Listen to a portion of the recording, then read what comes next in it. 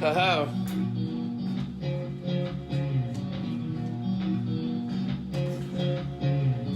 Little traveling music. Sam. This could be Lamont Young and the Theater of Eternal Music. But this is my groove.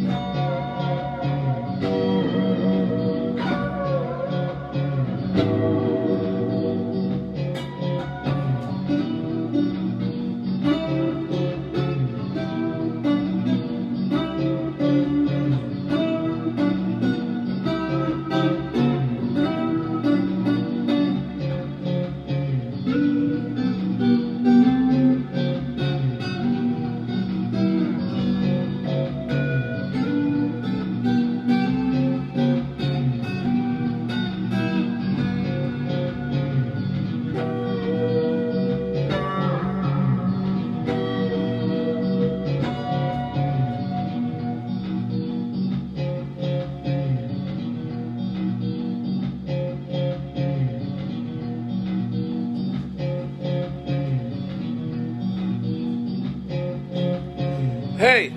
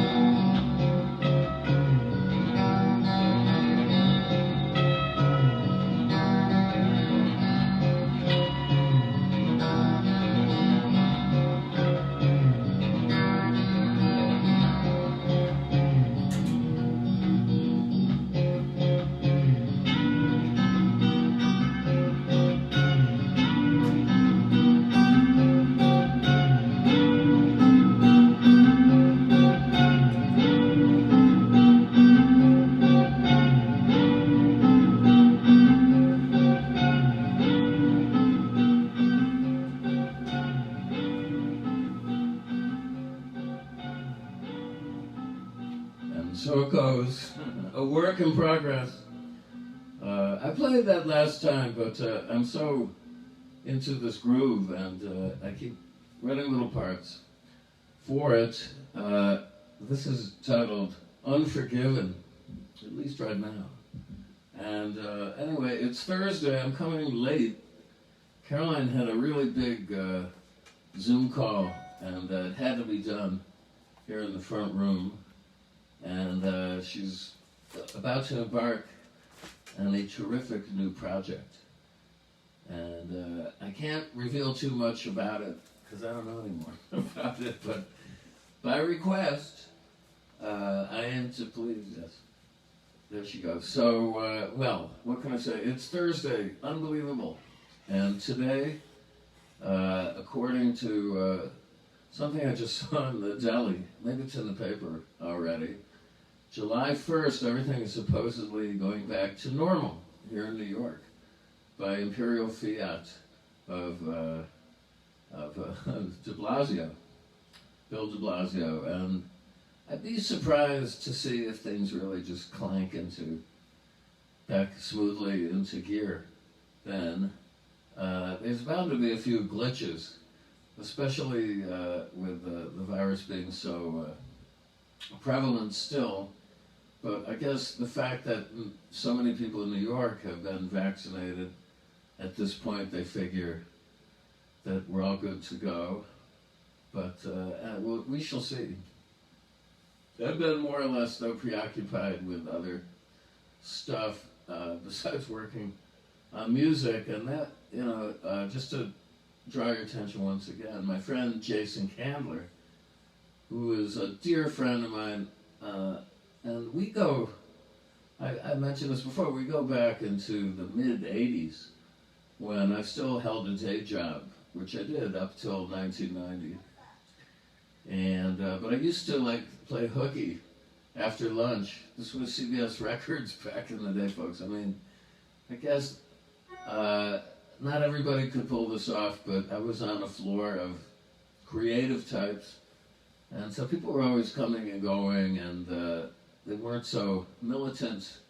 I mean, as far as checking up on your whereabouts, as long as the job got done. So I could do that job. It was child's play, honestly. Kind of boring, but anyway, it was a good job. As long, I mean, for what it was. But I just got the bug to begin playing out, and I met some folks on WNYU. They had a great alternative music show in the afternoon called the New Afternoon Show, and I made a lot of friends there. Most of which, went on to do various things in music biz or education, and they're still friends, thank God. But Jason just turned up. I think he was an undergraduate. Anyway, I got shoved into a room with one effects pedal. I think it's that one right there. I don't know. It's been cannibalized a few times. The Boss PS2. That was really the first pedal I got to explore. They don't make it anymore, unfortunately. You can find them probably on, on eBay or, reverb.com. But they're going for a fair amount of money these days. Anyway, I went down there with my Stratocaster and just was ripping it up. I was just playing improv. I think I was big on Frank Zappa's King Kong at that point. I had a nice arrangement worked out where I could accompany myself. And Jason just turned up in a totally zen posture, like sitting cross-legged on the floor, blissing out to the sounds I was making in there, and that's how we bonded. And he was a really, really positive energy guy, and he was doing a blues show there too, which I believe I visited and played on acoustically. And so we became close friends, and he came to a lot of my early gigs at the old knitting factory, which was then on Houston and Mulberry Street, more or less a storefront, up on the second floor with a bar that you would step down to go into the bar and then you go upstairs. And that is the scene I emerged out of, thanks to the knitting factory back in the day. And about 94, 95, I was looking to expand Gods and Monsters lineup, and I thought it'd be great to have Jason come in on sax, which he just really started to apply himself to learning, and he made amazing progress very rapidly and became a very reliable player, and I took him, and it was originally me with Jonathan Cain back in the old days. Well, the whole history of Gods and Monsters I'll save for another show, but at that point it was me, Ernie Brooks on bass, Jonathan Cain on drums from the Swans, Ernie from the Modern Lovers and the Necessaries, and Jason. And he fit right in, and I took more or less this lineup with the actual substitution of Billy Thicka about 2000 for Jonathan all over the place. And we had gigs in, we played in Australia. That was like the last big road trip, and that was doing a Tim and Jeff Buckley tribute. That was the house band, actually, but we had a different drummer. Jordan Shapiro was in then. I took them to Holland to play the Holland Festival. We played at the Salzkammergut Festival in Austria, very close to Salzburg, up on a mountain. We played a couple of gigs in Holland, Utrecht, and in Amsterdam at the Milky Way, South by Southwest.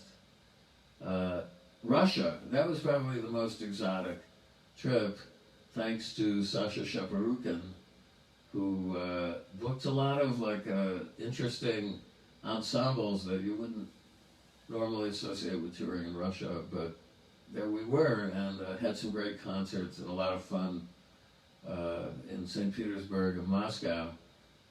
I actually wound up playing there about 7 times. Basically solo, once with the Future Sound of London, aka Amorphous Androgynous. But this Gods and Monsters trip, we have a lot of great stories and memories. And Jerry Harrison was in the lineup at that point, so it was Jerry, Jason, Billy, and Ernie. This was like the kind of the supergroup lineup. And we did well. I'd love to go back there if things if things loosen up, as Randy Newman would say. We'll see. Right now, it seems a very fraught situation geopolitically, and it's unfortunate. But the Russian people were very, very warm, always, every time I played there, and I don't think the communism or capitalism and war of ideologies came up at all on the trip, but we definitely played some memorable shows. And Anyway, Jason recently had a couple of strokes out of nowhere. There's no precedent for this. It just came upon him, and it's been very, very hard on everybody who knew him because he was is such a sweet guy, high energy, positive guy. And, for a catastrophic illness to suddenly enter your life is just a terrifying prospect, and he's in a doubly fraught position because he has an 18-month-old son, Jacob, and a lovely Chinese wife, Lily, of 4 or 5 years now, I think. They've been together. So I've been doing my best to fundraise for his medical expenses, which I think the first round of coverage kicked in as far as paying for a serious operation after the second stroke. And he's now in a pretty good post-op phase. I say pretty good because the first time I saw him, which was shortly after the surgery, he was just understandably out of it and in a fog. And he's coming back strong. He's got a great life force. And he's talking a lot, when he's not sleeping now. And, it's very encouraging.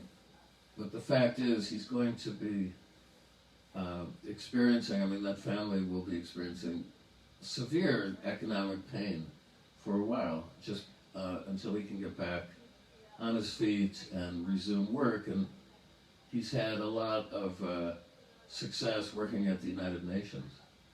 And with my friend Phil Mango, brought him in there doing audiovisual meetings, setting up for diplomats to argue amongst themselves or in the public eye loudly. And hopefully he'll be able to resume that when he can be fully operational. But that's the question. No one seems to know. The hospital can't give any definite dates or answers, so this is just an ongoing situation. And thanks to you guys who kicked in, there's now over $32,000 collected for him in about 12 days, which is astonishing. And I want to thank everybody, and I'd personally get in there and thank everybody, but I'm going to leave the personal thank yous to Jason and Lily when they can really do this. I update it every day to try and give an accurate picture of what's going on. So all I was saying is, I know you didn't know him, most of you are watching this, but maybe, you might keep him in your thoughts, because I really would love to see him back playing again, ultimately, and, resume his day-to-day life, and hopefully with everyone's help, this is a reality that can be made possible. So I don't want to totally bum everybody out here, but that's what's been on my mind a lot. And also, I want to thank Amazon.com for delivering this book about the fall. It's a new book, and as I mentioned, they were, for some years there, my favorite band. I used to go to Bleak Kebabs semi-religiously to pick up their new singles. They put a lot of great singles out, and I followed them for a long, long time. And there was actually a move there with Mark Smith and Craig Scanlon to approach me about playing with them, but I don't know, I couldn't really walk the walk as far as alcohol consumption. I mean, I'm casting no moral aspersion on people who enjoy drinking. I mean, God knows it's a pastime enjoyed by the multitudes, but for me, it was never much of a pleasure or a thrill. And so I'm an abstemious sort. I'm certainly now, the biggest thrill I get is dulce de leche. I just had another jar of it delivered here. Again, thanks to Amazon, not too expensive on the internet, folks, but all the way from Buenos Aires, actual great Havana brand dulce de leche. So yeah, I'm only in it for the food at this point. The drink is secondary. Although I'll tell you, if I was in Italy now, I wouldn't mind a good limoncello. I love those sweet liqueurs. I've always had a sweet tooth, and so I like to taste after dinner sweet liqueurs. That's about it. And well, I've still got a few minutes here. I don't know. I could go back to that loop, but I think I'll save that for a rainy day. Not much else to relate. I hope everybody is doing well. I'm working hard on new music. I have all sorts of stuff in the works, which, again, I don't want to talk about it too much because I don't want to jinx these projects. One of them, I was begging my partner to post a track because I'm so excited by this music we've created, and he's begged me to hold off, and he's probably right. There is a school of thought that you should put everything out there, even works in progress. But sometimes the shock of the new provides a good impetus for forward motion on these things. And God knows I've put a lot of projects out. So that's about it. The mic is crapped out for the moment, but I hope you could still hear me loud and clear. And as ever, I'll be playing for you on Saturday. And keep the PayPal tips coming in. After you take care of Jason, think of me, please. Or I'm going behind a paywall very soon. Okay, bye-bye now.